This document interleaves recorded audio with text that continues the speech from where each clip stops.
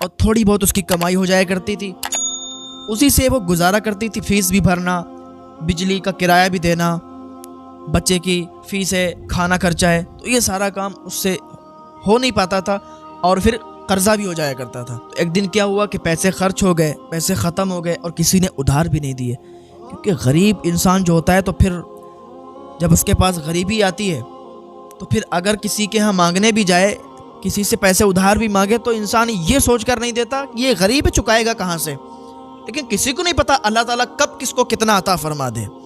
ہاں، تو ایک گھر پہ مانگنے گئی، دوسرے گھر پہ گئی، تیسرے پہ ادھار پیسے مانگنے گئی، لیکن کسی نے اس کی ادھار پیسے نہیں دیے۔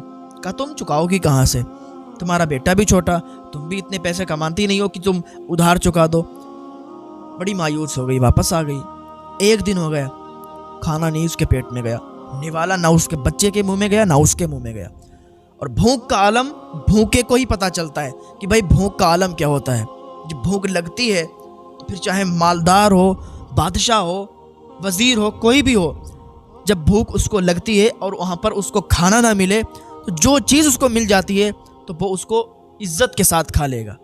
ہاں، کیونکہ بھوک کا عالم بھوکے کو ہی پتہ ہوتا ہے۔ اب کیا ہوا کہ 2 دن ہو گئے، ان کے منہ میں نوالا نہیں گیا۔ یہ دونوں ماں بیٹے بھوکے تھے۔ بیٹا بھوک کی حالت میں ہی 2 دن سے پڑھنے جا رہا تھا۔ دوسرے دن جب پڑھنے گیا، جب اس کے استاد نے اس کو کہا بیٹے کھڑے ہو کر سبق سناؤ، تو وہ کھڑا نہیں ہو سکا۔ کہا استاد صاحب بیٹھ کے سنا دوں؟ کہا بیٹا کوئی تکلیف ہے؟ کہا نہیں استاد صاحب کوئی تکلیف نہیں ہے، لیکن اگر آپ چاہیں تو میں بیٹھ کے ہی سنا دیتا ہوں۔ یہ بیٹھ کے سبق سنانے لگا نا، اس کی زبان بھی لڑکھڑانے لگی۔ استاد نے کہا بیٹا یہ بتاؤ کیا بات ہے، بڑے چہرے کے رنگ بدلے ہوئے ہیں تمہارے، جو بھی تمہاری دقت ہو، جو بھی پریشانی ہو تمہیں کھل کے بتا دو، ہم تمہارے استاد ہیں۔ اس نے کہا استاد صاحب بات یہ ہے نا، ہم بہت غریب ہیں، ماں برتن دھوتی ہے، 4-5 ہزار روپے جو بھی ملتے ہیں اس سے گھر کا خرچ پورا نہیں ہو پاتا، فیس بھی آپ کی دینی ہوتی ہے، راشن وغیرہ بھی لانا ہوتا ہے، تو پھر وہ تو سب پیسے خرچ ہو جاتے ہیں اور قرضہ بھی ہو جاتا ہے۔ آج 2 دن ہو گئے ہیں، ہماری ماں کے اور ہمارے پیٹ میں نوالا نہیں گیا ہے۔ استاد صاحب کھڑے اس لیے نہیں ہو پا رہے ہیں کیونکہ ہم بھوکے بہت ہیں اور ہم نے 2 دن سے کھانا نہیں کھایا ہے، اس لیے آپ سے کہہ رہے تھے کہ ہم بیٹھ کے سنا دیں۔ استاد صاحب نے جب اتنا سنا تو نا ان کی آنکھوں میں آنسو آ گئے۔ فوراً ایک شخص کو دوڑایا اور کہا جاؤ کچھ کھانا لاؤ جا کے۔ وہ دکان پر پڑوس میں ہی گیا اور اس کے لیے کچھ سموسے وغیرہ لے کے آیا اور پانی وغیرہ لایا، تو اس بچے نے کھایا اور کھانے کے بعد پانی وغیرہ پیا۔ تو استاد صاحب نے کہا اب کیسا محسوس ہو رہا ہے؟ کہ اب تھوڑا آنکھوں میں روشنی آئی ہے، اب تھوڑا جسم میں انرجی پیدا ہوئی ہے، اب تھوڑا اچھا لگ رہا ہے، سکون لگ رہا ہے۔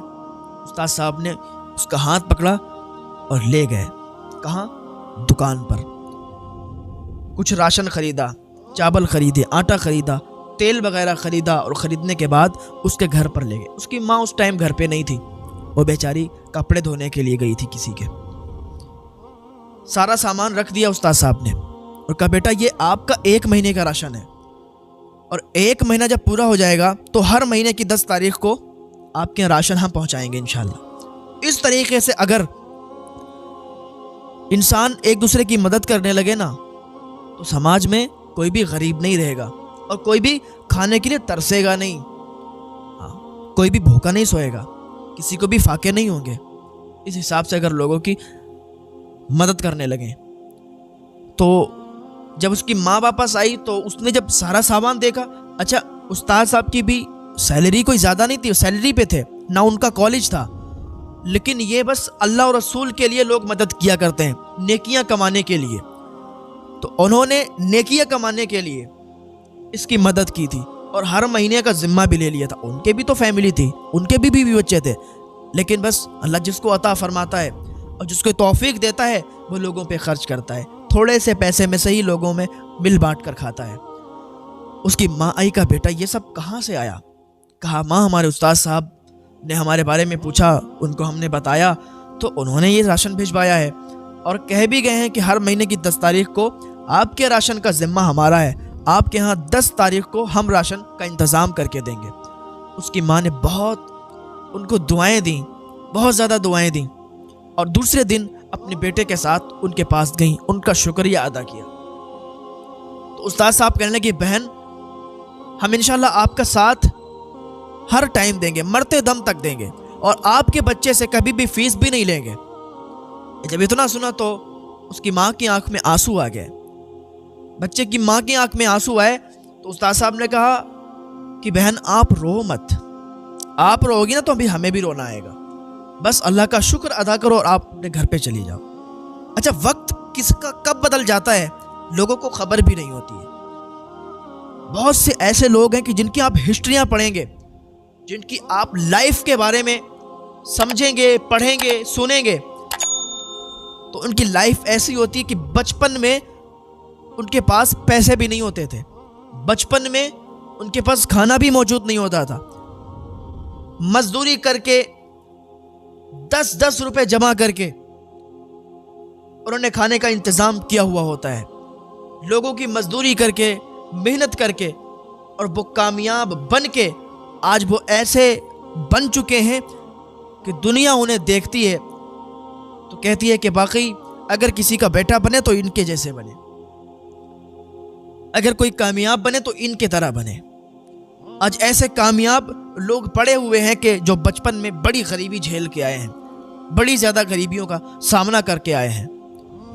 تو یہ جب بچہ پڑھتا رہا اپنے استاد صاحب کے پاس، پڑھتا رہا تو ایک دن اس کے لیے آفر بدیش سے آ گیا، کچھ بچوں کا آفر آیا کہ بدیش میں یہ بچے پڑھائی کریں گے، ان کو سیلری بھی ملے گی، وظیفہ بھی ملے گا۔ تو اس کو وظیفہ کا 1 لاکھ روپیہ ملتا تھا اور پڑھائی بھی کرتا تھا۔ اب جب 1 لاکھ روپیہ اس کو ملنے لگا تو 1 لاکھ روپیہ یہ گھر پہ بھیجنے لگا، اور پڑھائی بھی بہت ہی اچھی والی، بہت ہی بہتر طریقے سے کرتا تھا۔ کچھ بچے ہوتے ہیں جو پڑھائی کے دوران وہ بڑا شرارتیں کیا کرتے ہیں، پڑھائی پر دھیان نہیں دیتے، پھر ان کی جب جاب نہیں لگتی ہے تو پھر کہتے ہیں کہ جاب نہیں لگ رہی۔ پڑھائی کے دوران پڑھائی ہے صاحب، اور کچھ نہیں۔ پڑھائی کے دوران موبائل بھی مت چلائیں، پڑھائی کے دوران اگر موبائل چلایا تو پھر آپ برباد ہو جاؤ گے، آپ پڑھائی نہیں کر پاؤ گے۔ تو پڑھائی جو بچے کرتے ہیں پھر ان کے لیے موبائل یہ بالکل بہت بڑی بیماری ہے۔ ہاں تو وہ بڑی اچھی طریقے سے محنت سے پڑھائی کر کے اور بہت کامیاب بنا، پھر اس کی وہیں پر جاب بھی لگ گئی، اور سیلری کتنی 4 لاکھ روپے مہینہ ہو گئی۔ 4 لاکھ روپے جب آنے لگے تو وہ گھر پہ بھیجنے لگا۔ پہلے بھی 1 لاکھ جب وظیفہ آتا تھا وہ بھی گھر پہ بھیجتا تھا، اور یہ 4 لاکھ سیلری یہ بھی گھر پہ۔ اب اس کی ماں نے، اس کی ایک بہن بھی تھی جو کہ اب بڑی ہو چکی تھی، تو اس کی ماں نے ایک عالی شان گھر بنایا، اس کی سیلری کے پیسوں سے بہت اچھا گھر بنایا، اور بنانے کے بعد ادھر اس نے کافی دن وہ جاب کی اور کرتا ہی رہا۔ تو چھٹیوں پر گھر جب آیا تو گھر آنے کے بعد دیکھا تو بڑا عالی شان گھر بنا ہوا تھا۔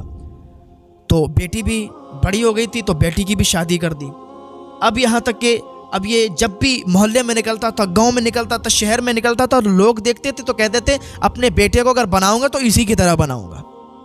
لوگ دیکھ دیکھ کر کہتے تھے کہ دیکھو اس کا بیٹا کتنا کامیاب ہو گیا ہے، اگر ہم بھی اپنے بیٹے کو بنائیں گے تو اسی کی طرح بنائیں گے۔ آپ ایسے بنیں کہ جب بھی نکلیں، جب بھی آپ راستے سے گزریں تو لوگ کہنے پر مجبور ہو جائیں کہ اگر ہم بھی اپنے بیٹے کو بنائیں گے تو اسی کی طرح بنائیں گے۔ آپ اتنی محنت کریں کہ جب بھی آپ کے ماں باپ اگر راستے سے گزریں تو لوگ آپ کے ماں باپ کو دیکھ کر کہیں کہ ان کا بیٹا جتنا کامیاب ہوا ہے انشاءاللہ ہم بھی اپنے بیٹے کو اتنا کامیاب کریں گے۔